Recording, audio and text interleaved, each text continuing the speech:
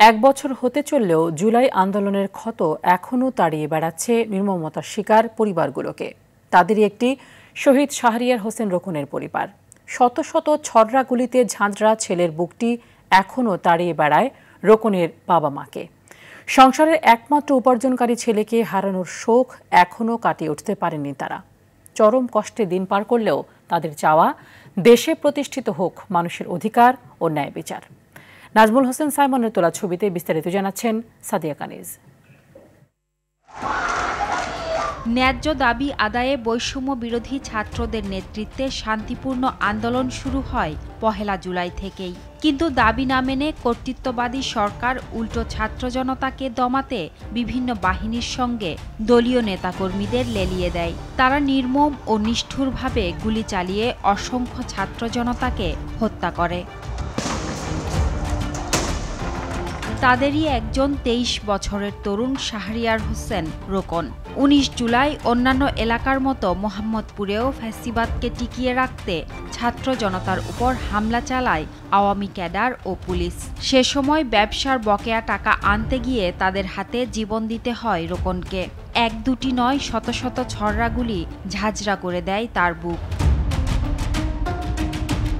শুধু তাই নয়, হাসপাতাল থেকে কোনোমতে ছাড়পত্র নিয়ে মরদেহ বাসার সামনে নিলে হেলিকপ্টার থেকে সেখানেও চালানো হয় গুলি। তা যদি কেউ জিজ্ঞাসা করে যে ও কিভাবে মারা গেছে, বলবেন স্বাভাবিকভাবে মারা গেছে। ছেলেকে হারানোর সেই বিভীষিকাময় দিনের স্মৃতি এখনো তাড়া করছে বাবাকে। পুত্র শোকে মানসিকভাবে বিপর্যস্ত তিনি। ও আমারে বলতেছে, বাবা বাবা, আমি কই কি হয়েছে? আমি একটু বিরক্তই হয়েছি, রাত ৩টা বাজে। আমি কি হয়েছে? অনেক গোলাগুলি হইতাছে, তুমি তাড়াতাড়ি নিচে নামো, না হলে তোমার বুক ঝাঁঝরা হয়ে যাবে, শরীর ঝাঁঝরা হয়ে যাব। তা আমি ওরে ধমক দেওয়া পাঠাইয়া দিছি।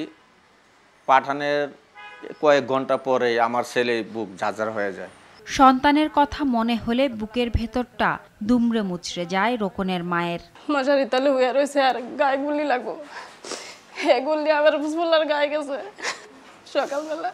নাতির জন্য এখনো বিলাপ করেন দাদি। পরিবারের কেউই ভুলতে পারছে না তাকে।